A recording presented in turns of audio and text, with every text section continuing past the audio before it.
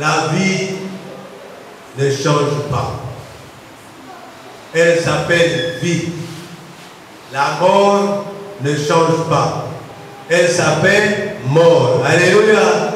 Mais ce sont les circonstances qui changent. De quelle manière il vit. De quelle manière il est mort. Mais dans tout ça, on englobe, c'est la vie, c'est la mort. Alléluia. Tu peux mourir écrasé sous un camion, on appelle mort.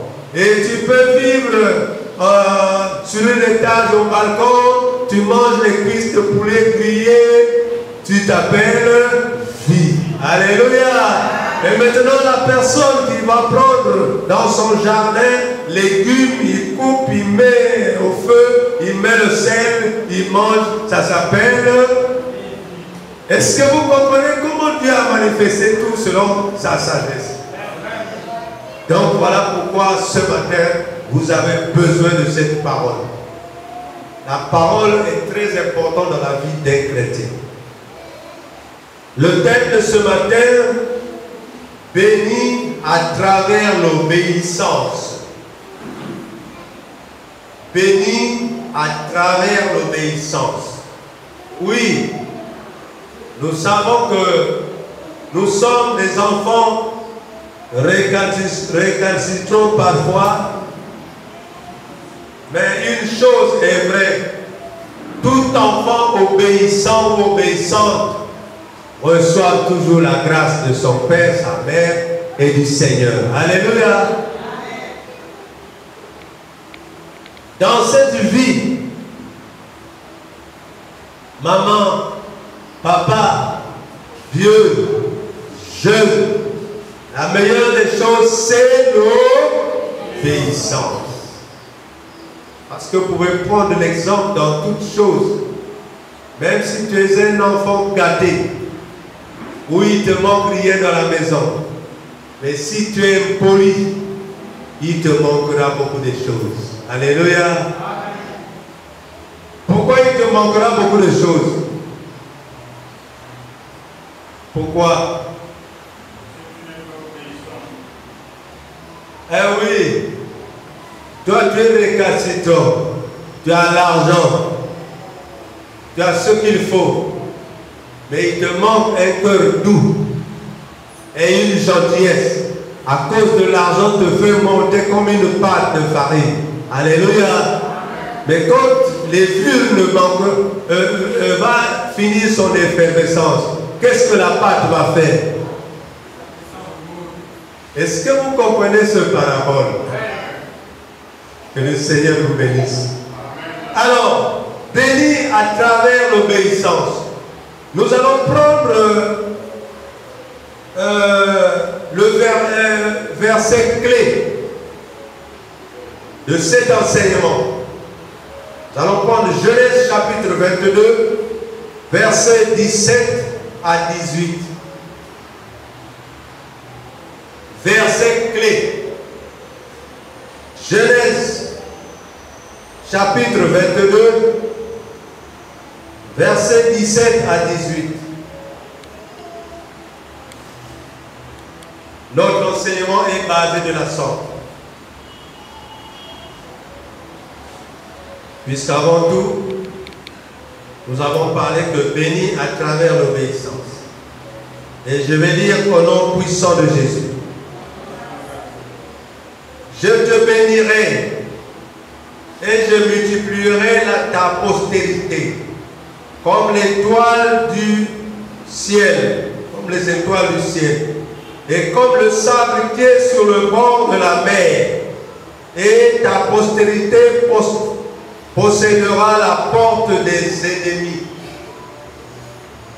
Toutes les nations de la terre seront bénies en ta postérité, parce que tu as obéi à ma voix. Est-ce que quelqu'un peut dire Amen? Amen. Est-ce qu'obéis-tu souvent à la voix du Seigneur? C'est une question qui peut répondre par individualité. Est-ce qu'obéis-tu à la parole du Seigneur? On peut dire oui, on peut dire non. C'est à l'intérieur. Alléluia. Ce n'est pas une leçon, mais c'est une leçon morale individuelle. Obéis-tu souvent à la parole de Dieu? Sarka. Alléluia. Voilà. Il y a une promesse que toi tu l'as aussi. Et cette promesse a été donnée par une seule personne. Et qu'une seule personne qui a ici tout ce que nous sommes, même toi et moi, nous sommes venus à travers l'obéissance d'Abraham.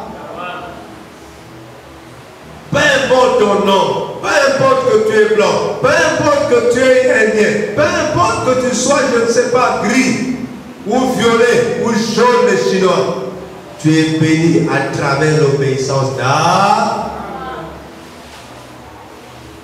Et tu es aussi maudit à travers la désobéissance de qui?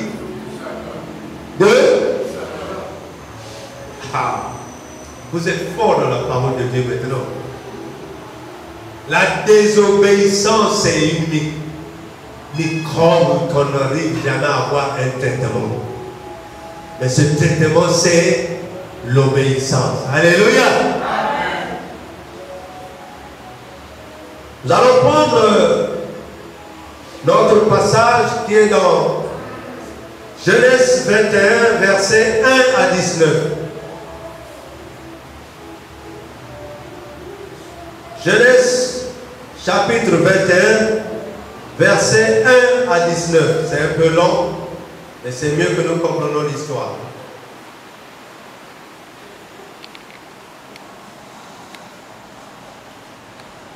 Il y en a des bien-aimés qui ont eu des promesses, des sœurs qui ont des promesses, et même ces promesses à travers elles-mêmes ou lui-même. Dans un rêve, on lui a parlé, mais comme elle ne considère pas la parole de Dieu, elle a cru que c'est un rêve. Et parfois, quand il se réveille, il commence à chasser sa propre bénédiction. Alléluia. Oh, le feu. Oh, Jésus. Et donc, Dieu va dire comment il me chasse. Moi qui lui montre ce qu'il sera demain. Je vais lire au nom puissant de Jésus. L'Éternel se souvient de ce qu'il avait dit à Sarah. Et l'Éternel accomplit pour Sarah ce qu'il avait promis. Sarah devint enceinte. Et elle enfanta un fils à Abraham. Dans sa vieillesse, au temps fixé dont Dieu lui avait parlé. Abraham donna le nom d'Isaac au fils qui lui était né, que Sarah lui avait enfanté. Abraham circoncit son fils Isaac, âgé de 8 jours, comme Dieu le lui avait ordonné. Abraham était âgé de 100 ans à la naissance d'Isaac, son fils. Et Sarah dit, Dieu m'a fait un sujet de rire. Quiconque l'apprendra rira de moi. Elle ajouta, qui aurait dit à Abraham, Sarah allaitera des enfants. Cependant, je lui ai enfanté un fils dans sa vieillesse. Est-ce que quelqu'un peut dire Amen? 8. L'enfant grandit et fut sévré. Et Abraham fit un grand festin. Pour cela, mon bien-aimé frère et soeur, quand tu reçois son enfant, tu as intérêt à faire un festin. Alléluia. Car c'est une personne tout entière que tu as reçue. Et quand il est venu sur terre, ou elle est venue, toi tu ne connais pas qui elle sera. Mais l'Éternel Dieu connaît qui il sera. Alléluia. Toi, ton problème, c'est de le nourrir, le soigner, prendre soin de lui. Alléluia. 9. Sarah vit rire le fils d'Agar, l'Égyptien, avait enfanté Abraham. Et elle dit à Abraham, chasse cette servante et son fils, car le fils de cette servante n'héritera pas avec mon fils, avec Isaac. Alléluia. Cette parole est plus forte aux yeux d'Abraham à cause de son fils. Abraham était tout nerveux. Alléluia. Surtout comme c'était un enfant qui était né avant Isaac. Alléluia. Est-ce que tes pensées sont des pensées de Dieu? 12. Mais Dieu dit à Abraham que cela ne déplaise pas à tes yeux à cause de l'enfant et de ta servante. Accorde à Sarah tout ce qu'elle te demandera, car c'est d'Isaac que sortira une postérité qui te sera propre. Ah, c'est des termes vraiment capitaux. Je ferai aussi une nation du fils de ta servante, car il est ta postérité.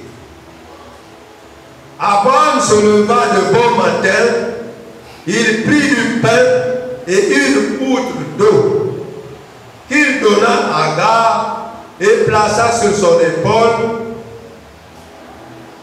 Il lui remit aussi l'enfant et la renvoya. Elle s'en alla et s'égara dans le désert de Bir-Sheba. Quand l'eau de l'outre fut épuisée, elle laissa l'enfant sous un des arbrisseaux.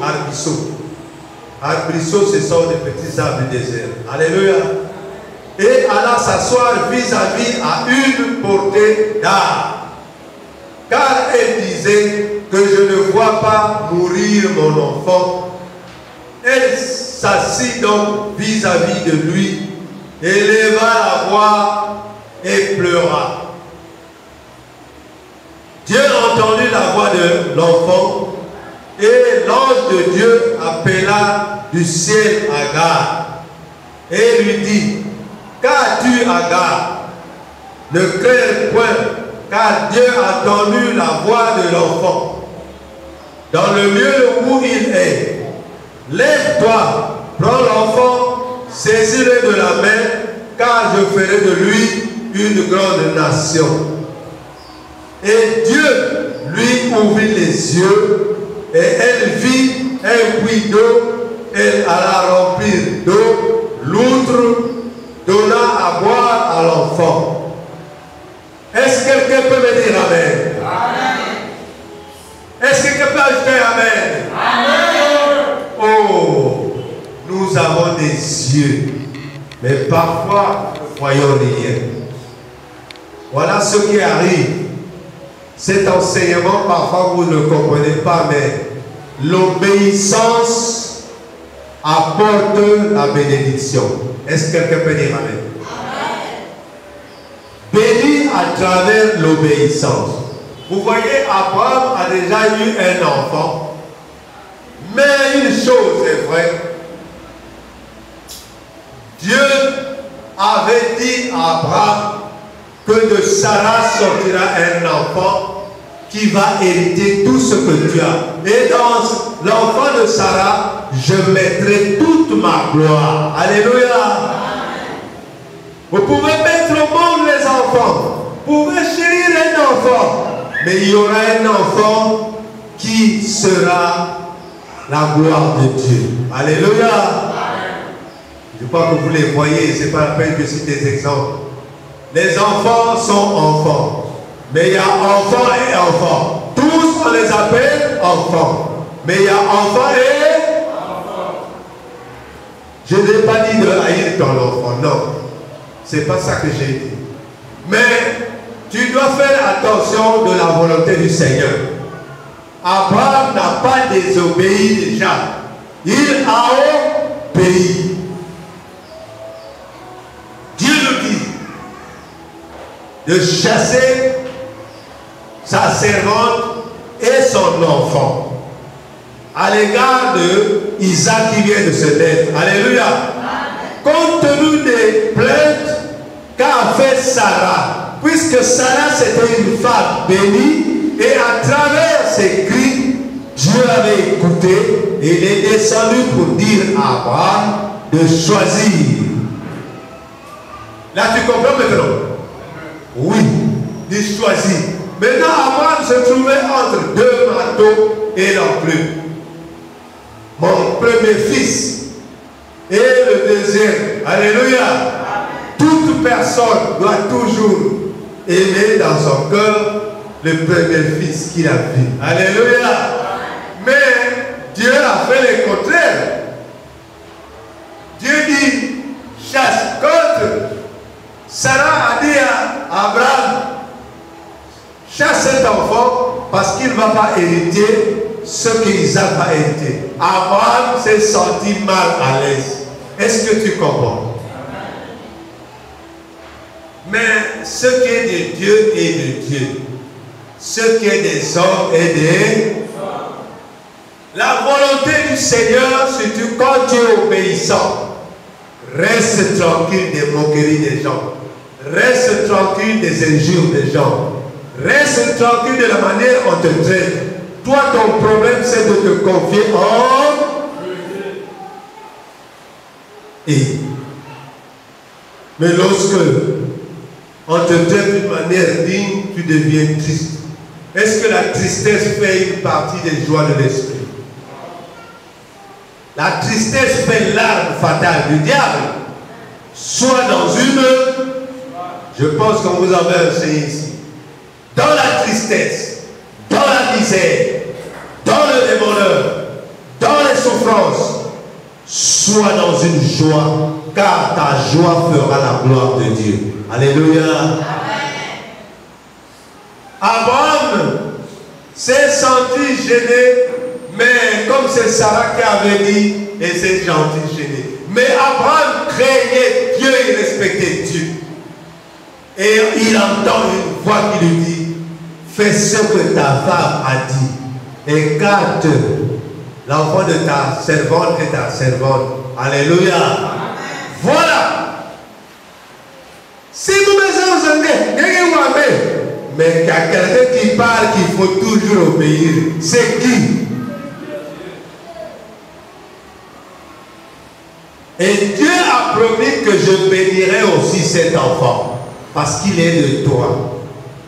Mais parce que la bénédiction d'Isaac était une bénédiction spéciale pour toi et moi. Alléluia. Puisque de lui sortira des nations. Il a promis que des nations sortiront de là. Et dans les nations, il y aura toi aussi. Toutes ces bénédictions, toi aussi tu auras. Alléluia. N'a-t-il pas dit que j'ai récupéré ta malédiction pour te donner la bénédiction? Toi qui crois toujours à cette malédiction. Arrête de regretter. Crois. C'est prophétique cet enseignement-là, mon frère, ma soeur. Parce que béni à travers l'obéissance. Qu'est-ce que je vais vous dire comme exemple? Vous êtes des mamans, non? Vous êtes des papas, non? Alors, on va à l'école, non? On va partout, non? Qu'est-ce qu'un maître ou un professeur doit faire un élève qui obéit à étudier ses leçons? Et quand on partage les devoirs, il a toujours 18 ou 19. Pas 25 sur 20, non? Alléluia! Parce que sinon, ça sera supérieur à tout le monde. Donc, 18-19. Quelle sera l'impression de ce professeur vis-à-vis de cet enfant? Pourtant, ce n'est même pas son enfant. Est-ce qu'il aura une joie, oui ou non? Quelle est cette joie-là? Dites-moi. C'est que vous ne comprenez pas. Cette joie parce que l'enfant obéit à ce que lui donne. Béni à travers. Et comprenez cet enseignement. C'est bien. Donc cet enfant, comme il obéit aux leçons de ton professeur, il médite ça. Et quand on donne le devoir, parce qu'un professeur ne peut pas te donner ce qu'il t'a enseigné. Et Dieu non plus ne peut pas te tenter de la manière dont tu ne t'as pas enseigné. Et vous comprenez, béni à travers l'obéissance. Abraham, c'est un été net. Il a écarté Agar, il a écarté son enfant. Et maintenant, Dieu nous dit toujours qu'il pourvoira. L'enfant n'avait plus à boire. Et Agar l'a laissé un peu éloigné en se disant dans elle-même qu'elle ne va pas voir son enfant mourir. Notre Dieu est-il menteur alors? Notre Dieu c'est un Dieu d'honneur. Quand il dit une chose, il obéit. Alléluia. Et de temps à autre, voyez ce que j'ai compris. Lorsque nous allons même à l'école, nous allons au marché, nous allons partout. Mais si Dieu ne t'ouvre pas pour avoir, pour payer pour les femmes, pour payer une bonne viande ou une bonne nourriture, cette nourriture n'aura pas le goût à la maison. Alléluia. Et peut-être que je me trompe. Quand nous allons, madame, les dames, quand vous allez au marché, demandez au Saint-Esprit, Saint-Esprit, ouvre-moi l'esprit afin que j'aille payer là où toi tu as mis la nourriture digne d'une non-nourriture. Alléluia. Mon frère, c'est une simple prière, mais c'est difficile à dire parce que nous avons déjà l'argent, on a déjà une tête comme ça, donc il y a quoi. Alléluia. Soyons douces et calmes en mettant le Saint-Esprit devant tous nos problèmes. Il te dit que sans la parole de Dieu, nous sommes. Voilà. Agar avait des yeux, on ne nous a pas dit qu'il était aveugle. Mais qu'est-ce que Dieu nous dit? Agar, ses yeux puissent s'ouvrir. C'est-à-dire l'Esprit de Dieu l'ouvrir pour voir un puits qui était non loin. Alléluia. Donc voilà comment, je vais prendre un exemple. Il y en a d'autres personnes, ça arrive des cas, il a étudié ses leçons tout dans la tête. Mais lorsqu'il arrive dans la salle d'examen, s'il y a une influence démoniaque dans la salle, puisqu'il y a des élèves envoûteurs, alléluia, il y a des élèves quand il arrive, il envoûte toute la salle. Mais si vous n'avez pas Christ, vous allez plus comprendre ce que vous avez appris. Là au moins tu me dis Amen.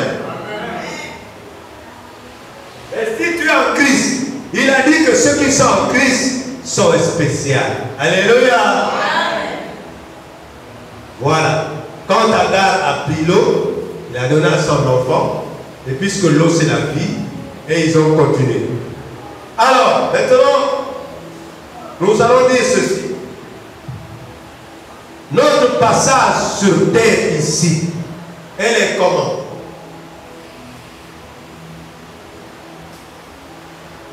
Nous sommes venus ici en qualité d'enfants pour posséder cet éternel. Et quand nous allons la posséder, nous allons repartir avec la terre, non? Ah, donc nous sommes... Alléluia. Nous sommes étrangers sur terre. Oui ou non? Tout ce que nous touchons, tout ce que nous avons, nous l'empruntons parce que nous sommes étrangers sur terre. Et quand nous arrivons, faisons des bonnes choses pour qu'après notre passage, nous allons pour rendre compte à celui qui t'a envoyé. Ne vous avez pas prêché la parole disant que chacun se fait naître par prophétie et il a une mission sur terre. Tu es venu sur terre pour accomplir ta mission. Et quand cette mission est terminée, il faut que tu repars pour rendre compte à celui qui t'a envoyé. N'est-ce pas comme ça que les gérants font devant leur patron? C'est pareil. Alors, ça ce n'est que des exemples pour vous compreniez l'enseignement. Il y a même des gérants habiles. Tout ça pour que vous compreniez bien. Oui. Maman, hein? Oui. Oui, patron. Papa, oui, patron. Voilà, l'arachide, machin, tout ça là, avant, le sucre, tout. Le prix, c'est ça et tout. Oui. Maintenant, quand le patron part, qui devient patron maintenant? Hein? Comprenez maintenant comment nous manquons tout dans notre vie. L'enseignement d'aujourd'hui, c'est quoi? Béni à travers l'obéissance. La première des choses, les premiers achats que quelqu'un vient faire, donc, il y a une sac, une poche, une sac, une sac. Alléluia. Mon frère, je ne prêche pas aux hommes ignorants, mais je prêche aux hommes matures qui savent la parole de Dieu. Parce que nous nous plaignons dans notre vie. Écoutez-moi ce que je vous dis. C'est écrit dans la Bible. La première des choses, on vient payer par 5 000.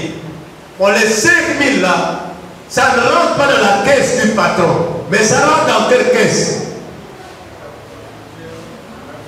La caisse du gérant. Donc il y a un mot ça là-bas. Ça là, je vais donner à ma femme pour le marché. Est-ce que cet argent que tu vas aller faire le marché, ça t'appartient? Toute la journée, ce que tu vas faire, c'est une malédiction. Et quand tu as l'argent dans la poche, dans ton cœur, tu as maintenant une joie parce que tu vas aller nourrir les enfants avec de l'argent volé. Alléluia. Amen. Tu amènes avec la bénédiction. C'est ça, non? Tu amènes quoi? Donc, maudit à travers la désobéissance. Oui ou non? Je ne sais pas si vous comprenez l'enseignement. Ah, si vous avez compris, c'est bon.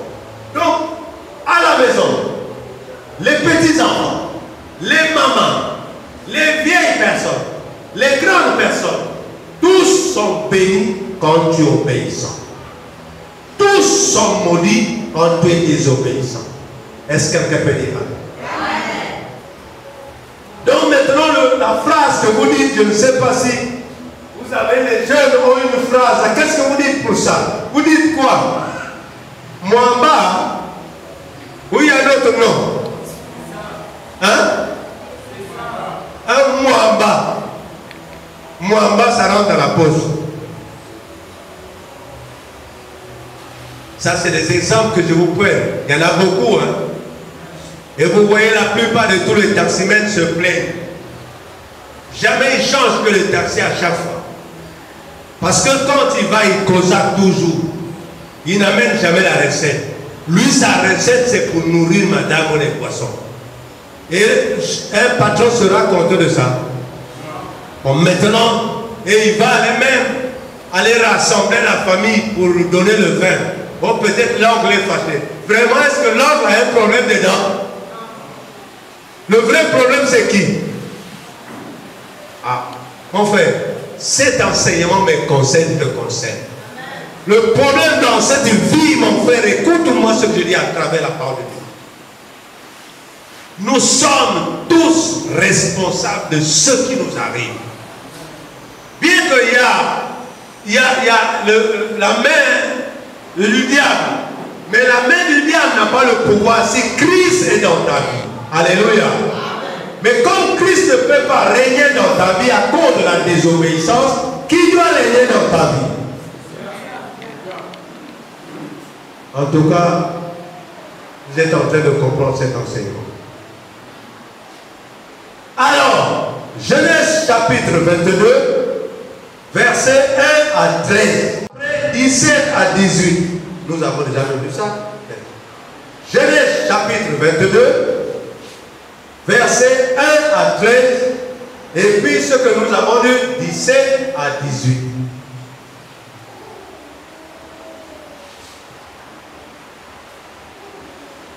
Oh, je suis chrétien, je suis chrétien. Tout chrétien est mis à l'épreuve. Alléluia. C'est ça. Chaque chrétien est mis à l'épreuve. Chaque personne est mis à l'épreuve. Pour voir si tu as changé d'aspect ou tu as grandi un peu. Si tu fais les mêmes choses, quand tu faisais les mêmes choses à 15 ans et tu arrives à 20 ans, tu fais les mêmes choses. Tu les feras autant aussi à 30 ans. Et à 50 ans, les mêmes choses. Est-ce que tu changes ou tu ne changes pas? Je lis. Après ces choses, Dieu mit Abraham à l'épreuve et lui dit, Abraham, il répondit, me voici. Dieu dit, prends ton fils, ton unique, celui que tu as aimé, Isaac, va-t'en au pays de Moria, et là, offre-le en holocauste sur l'une des montagnes que je te dirai. Abraham se leva de bon matin, regarde, et il a obéi. Donc, c'est pas non, c'est pas non. Et il a obéi. Abraham se leva de bon matin, sella son âne, et prit avec lui 2 serviteurs, son fils Isaac.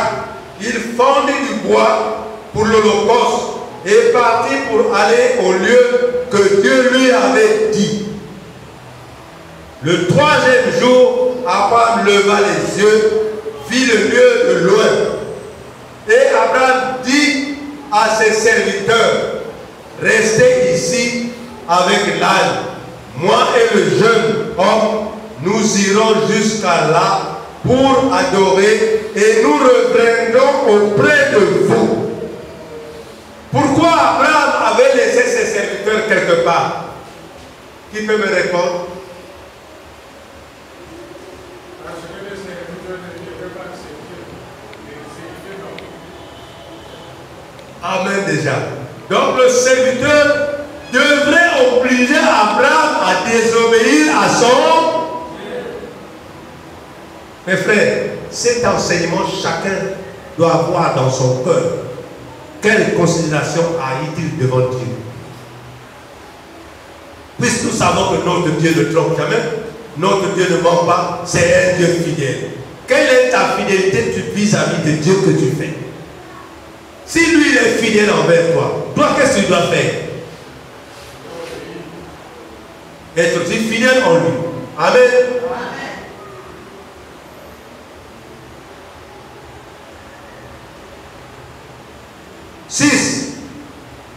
Abraham prit le bois pour l'holocauste, le chargea sur son fils Isaac, et porta dans sa main le feu et le couteau. Ils marchèrent tous deux ensemble. Alors Isaac, parlant à Abraham, son père, dit, mon père. Et il répondit, me voici. Mon fils. Isaac reprit, voici le feu et le bois. Mais où est l'agneau pour l'holocauste? Cet enfant était sage. Alléluia. Et on l'a pris à chaque fois quand on va sacrifier, il y a toujours un mouton. Où est le mouton? Alléluia. Abraham répondit, mon fils, Dieu se pourvoira lui-même de l'agneau pour l'holocauste. Et ils marchaient tous deux. La phrase qu'Abraham avait utilisée nous montre qu'Abraham c'est un père de la foi. Alléluia. Amen. Dieu pourvoira lui-même. Alors que lui, dans son cœur, il se disait que mon fils doit être sacrifié et Dieu me le remplacera. Alléluia. Amen. Donc, ce que je crains, c'est ce qui m'arrive. Mais ce que je crois, c'est ce qui va faire. Alléluia. Amen. Abraham a cru à Dieu. Et il a répondu à son fils la phrase qui montre qu'il est le père de la foi. lui-même. Alors, ou 9. Lorsqu'ils furent arrivés au lieu que Dieu lui avait dit, Abraham y éleva un autel et rangea le bois. Il lia son fils Isaac et le mit sur l'autel par-dessus le bois. Est-ce que quelqu'un est en train de voir ce qu'Abraham a fait? Vous êtes en train de comprendre? Puis Abraham étendit la main et prit le couteau pour égorger son fils. Il ne va pas commencer à faire le feu pour son enfant vivant. Non, il faut qu'il l'égorge. Alors l'ange de l'Éternel l'appela des cieux et dit, Abraham, Abraham. Et il répondit, me voici. L'ange dit, n'avance pas ta main sur l'enfant et ne lui fais rien, car je sais maintenant que tu crains Dieu, et que tu ne m'as pas refusé ton fils unique. Alléluia. Abraham se leva les yeux et vit derrière lui un bélier retenu dans un buisson par les cornes. Et Abraham alla prendre le bélier et l'offrit à l'holocauste à la place de son fils. Abraham donna à ce lieu le nom de Jéhovah. Est-ce que vous comprenez ce que je comprends? Béni à travers l'obéissance. Donc l'obéissance ne fait que bénir tous ceux qui obéissent à ce que Dieu a dit. Donc mon frère, ma soeur, ne cherche pas aveuglement, ne t'attends pas aveuglement. La phrase, l'enseignement d'aujourd'hui te dit que révise ta vie et laisse-moi tout ça. Mets à cœur ce que Dieu te dit, c'est une vérité. Alléluia. Amen. Dieu n'a jamais trompé. Mets-toi à la place d'Abraham. Abraham trouve cet enfant à 100 ans. Tout le temps, Abraham jeûnait, Abraham priait. Mais à 100 ans, il devient cocoba. Alléluia. Et quand il trouve cet enfant d'une joie, il a fait une fête. Et Dieu lui dit encore, Abraham, va m'offrir cet enfant sur l'holocauste. Alors, mais Abraham n'a pas posé la question, qu'est-ce qui se passe? Abraham a fait, oui, on va, oui, on fait. Alléluia. Amen. Toute obéissance accorde la grâce, la bénédiction, la supériorité à celui qui l'accomplit. Alléluia. Amen. Si aujourd'hui tu as une situation, obéis seulement à la parole de Dieu et tu lui dis, Seigneur, tu as dit dans ta parole ceci, j'obéis à la lettre. Seigneur, pourvois à ce que j'ai. Amen. Amen. Peut-être il y a d'autres personnes qui croient que je suis en train de dire le mensonge. Ce n'est pas écrit dans votre Bible là. Tu peux lire, mais il faut que le Saint-Esprit te révèle, t'enseigne, pour que tu expliques. Voilà. Donc Abraham n'a pas dit, n'a pas boudé, n'a pas dit mengongo. Alléluia. Abraham n'a pas, non, il n'a pas regardé au ciel pour dire oh, comment ça peut se faire. Non, Abraham n'a pas eu de marketing à dire. Abraham a dit oui, c'est oui, oui, c'est oui. Pas oui, non, non, oui. Abraham a obéi.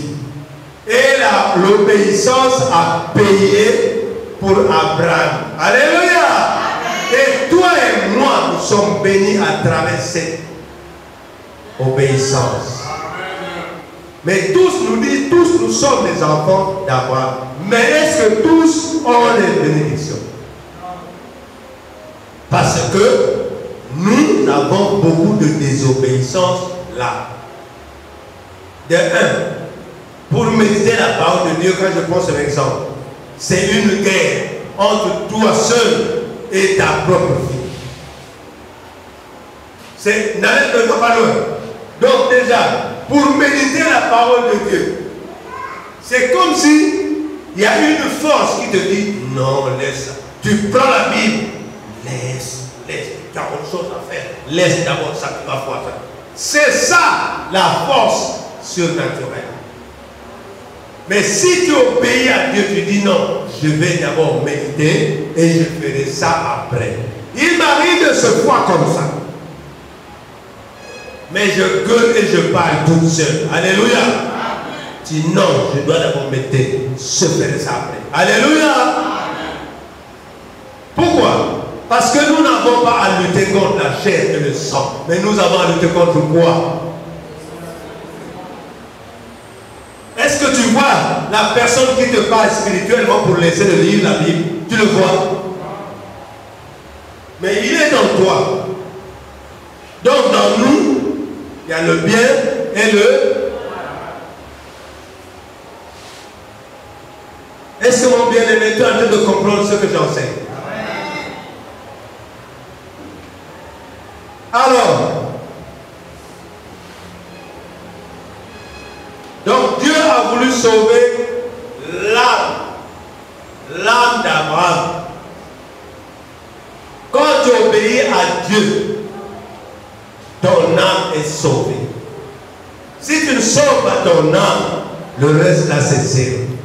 C'est l'âme qui va rendre compte au Seigneur. Puisqu'on t'en meurt, l'âme c'est ta représentation physique. Alléluia. Mais l'âme est spirituelle. Alléluia. Donc c'est le même Didier qui va aller, bien que mort, c'est le même Didier spirituellement, il devient encore mort vivant qui parle. Alléluia. Mais si ton âme n'a pas été sauvée, tu connais par où tu vas aller. Quelqu'un peut dire amen. Amen. C'est difficile, hein? Parce qu'il y a d'autres qui disent donc que les l'âme là qui va sauver. On ne meurt pas comme ça. Lorsqu'on meurt, les gens pleurent, papa. Tu as un autre problème à rendre. Donc toi qui penses que non, avec ce problème-là, même il y a 2 kilos, il y a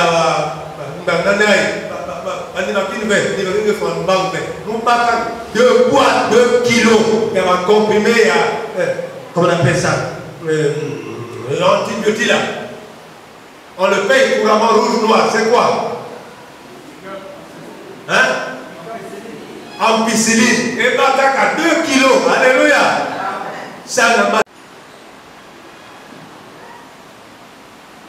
1 Timothée chapitre 4, verset 8.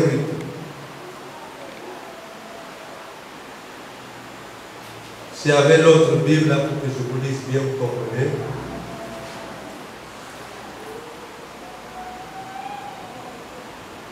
Que les enfants de Dieu comprennent ce que j'enseigne.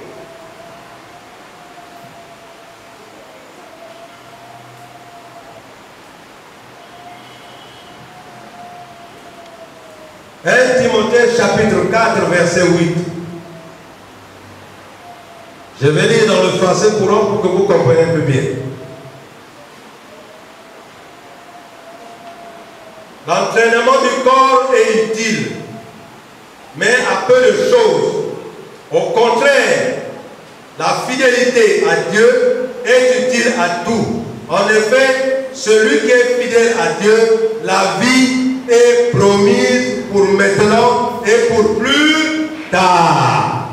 Là, vous avez compris la piété. Vous comprenez la piété? L'attachement à Dieu, c'est plus que tout. Maintenant et plus tard. Maintenant quand tu vis et quand tu es mort. Amen. La confiance. Faire confiance à Dieu. C'est ça. Maintenant je vous lis dans le français. Louis II. Exerce-toi à la piété, car l'exercice corporel est utile à peu de choses, tandis que la piété est utile à tout, ayant la promesse de la vie présente et de celle qui est à venir. C'est pareil presque. Alléluia. Donc, faire le bien, la confiance en Dieu, est une puissance qui va te suivre même quand tu es mort. Est-ce que quelqu'un peut dire Amen? Amen. Pour te dire que lorsque tu obéis à Dieu, la fidélité à Dieu est due à tout cas. La vie est promise pour maintenant et pour plus tard. À ceux qui sont fidèles, la destinée éternelle de l'homme est très importante pour Dieu. Pendant qu'il bénit les gens avec les choses temporaires, comme l'argent, les voitures, les maisons, le travail, etc. Son désir est que l'homme sache que son plan, qui est objectif, voire l'âme, est plus important que tout ce que tu obtiens. Alléluia. Amen. L'âme, tu sauves ton âme. Le matériel ne vaut rien. C'est les explications que je vous donne. Sauve l'âme. Gevan menuisier, Gevan cuisinier, Gevan tailleur, Gevan wapi, Gevan comptable, Gevan nini. Mais sauve ton âme d'abord. Sinon la comptabilité va rester. Alléluia. Amen. Qui est parti avec sa caisse d'argent quand il est mort? Lorsqu'on met même des caisses, on mettait d'abord sa caisse en bas. Est-ce qu'on a déjà mis la caisse en bas? Déjà les déterreurs vont déjà toute la nuit prendre ça. Pourquoi? Parce que ce qui est important, c'est ton âme qui va. Et maintenant, s'il n'est pas souillé, ton âme sera dans une joie. Aujourd'hui, tu me comprends ça maintenant? Quand je le comprends. Maman, papa, obéis à la voix de Dieu, tu seras béni. La bénédiction, ce n'est pas l'argent. La bénédiction, ce n'est pas le reste. La bénédiction, c'est sauver ton âme. Qu'aujourd'hui, vous puissiez comprendre. Sauver ton âme, c'est avoir confiance en Dieu et faire ce que lui te dit. Mais aujourd'hui, maintenant, qu'est-ce qu'il faut pour toi? Est-ce que tu vas ajouter un jour de ton âge? Au contraire, continue à faire le bien. Continue à marcher dans la droiture. Fais la fidélité. Ne souille pas la maison de Dieu. Amen, mon bien-aimé. Quand tu souilles la maison de Dieu, c'est dangereux.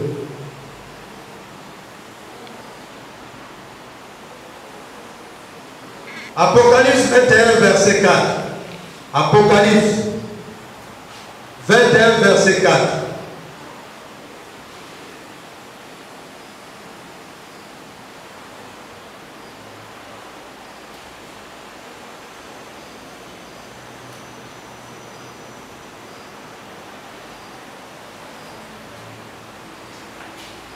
Je vais lire dans le français 8 secondes. Apocalypse chapitre 4, verset 21, verset 4. Il essuiera toute larme de leurs yeux, et la mort ne sera plus. Il n'y aura plus ni deuil, ni cri, ni douleur, car les premières choses ont disparu. Quelqu'un peut dire Amen. Amen. Je lis dans le français courant pour que vous compreniez un peu bien.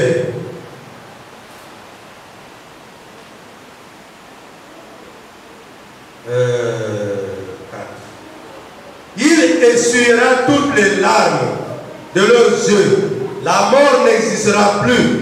Et il n'y aura plus ni deuil, ni cri, ni souffrance. Oui, le monde ancien a disparu et tout sera nouvel.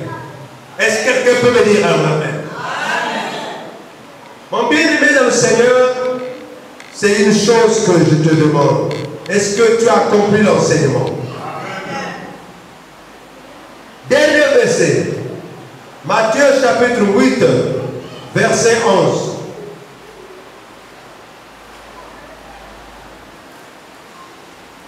Matthieu chapitre 8, verset 11.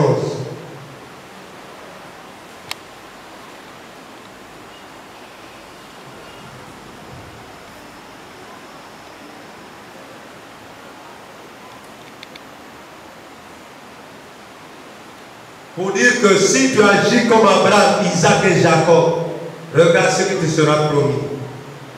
C'est la page 957.